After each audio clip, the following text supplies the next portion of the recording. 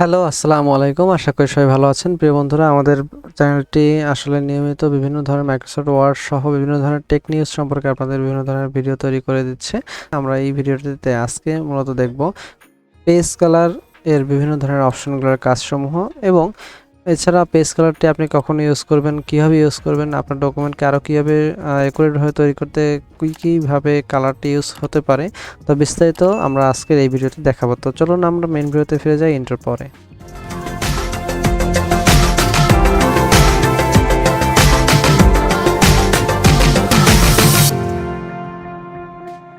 তো প্রিয় বন্ধুরা, আজকে আমরা ভিডিওতে দেখব কিভাবে একটি ডকুমেন্টের ভিতরে বিভিন্ন ধরনের পেজ কালার ইউজ করে কত সুন্দরভাবে উপস্থাপন করা যায় বিভিন্ন ডকুমেন্ট, এবং প্রিন্ট করার পরবর্তীতে আসলে কেমনভাবে ডকুমেন্টটি দেখাবে এই বিষয়ে আমরা আলোচনা করব এই ভিডিওতে।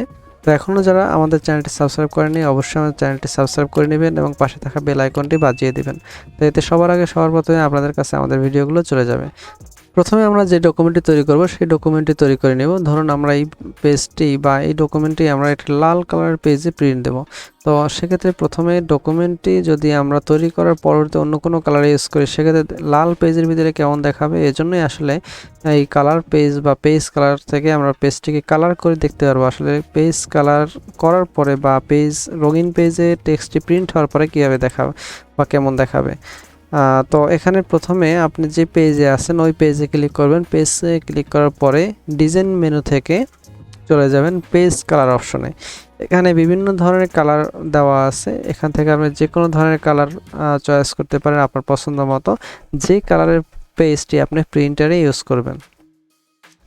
তো যখনই আমি এখান থেকে লাল কালারটি ইউজ করলাম, আসলে লাল কালারটি কিভাবে পেজে প্রদর্শিত হবে এবং আমাদের এখানে পেজটিতে কিভাবে আমাদের ফন্টগুলো উপস্থাপিত হবে বা কালারটা উপস্থাপিত হবে, এগুলো আসলে এখান থেকে নির্ধারণ করা যাচ্ছে বা দেখা যাচ্ছে। তো এছাড়া যদি আপনারা এই কালার ছাড়া অন্য কোনো কালার ইউজ করতে চান, সেক্ষেত্রে মোর কালারে যদি যান, সেক্ষেত্রে আপনারা আরও অনেক ধরনের কালারগুলো আপনি দেখতে পারবেন। এখানে কাস্টম কালারের ভিতরে আপনারা নিজেদের পছন্দ অনুযায়ী বিভিন্ন কালারের ভ্যালু কমিয়ে বাড়িয়ে, এর লাইট কমিয়ে বাড়িয়ে বিভিন্ন ভ্যালুতে আপনারা এগুলো ইউজ করতে পারবেন। তো বিভিন্ন ধরনের ফিল ইফেক্ট আপনারা ইউজ করতে পারেন, সেক্ষেত্রে বিভিন্ন ধরনের গ্রেডিয়েন্ট আপনারা এখানে ইউজ করতে পারেন। যদি আপনি টু কালার ইউজ করেন, আসলে তাকে আমরা গ্রেডিয়েন্ট হিসেবে ধরি।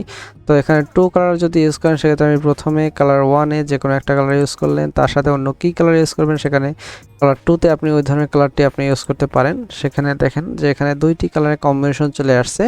এই কালারের কম্বিনেশন আপনি এখানে কীভাবে ভার্টিক্যাল না ডায়াগোনাল বিভিন্ন ডিজাইনে আপনি দেখতে পারতেছেন। তো এখান থেকে যে কালারটি আপনার পছন্দ বা যে ডিজাইনটি আপনার পছন্দ, সেই ডিজাইনটি আপনি এখান থেকে নিয়ে জাস্ট ওকেতে ক্লিক করবেন, তাহলে আপনার পেজের ভিতরে আসলে ওই ধরনের ইফেক্ট বা ফিল কালার চলে আসবে।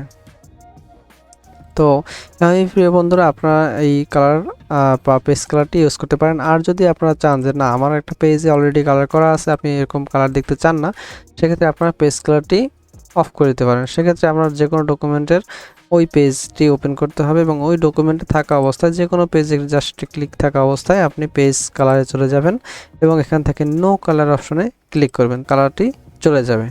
তো বন্ধুরা, এই ছিল আজকের ভিডিওতে। তো আশা করি বন্ধুরা আমাদের ভিডিওটি ভালো লেগেছে, আর যদি ভালো লেগেই থাকে সেক্ষেত্রে অবশ্যই আমাদের চ্যানেলটি সাবস্ক্রাইব করবেন এবং আপনার বন্ধুবান্ধব সবার সাথে শেয়ার করবেন এবং আমাদের পাশেই থাকবেন।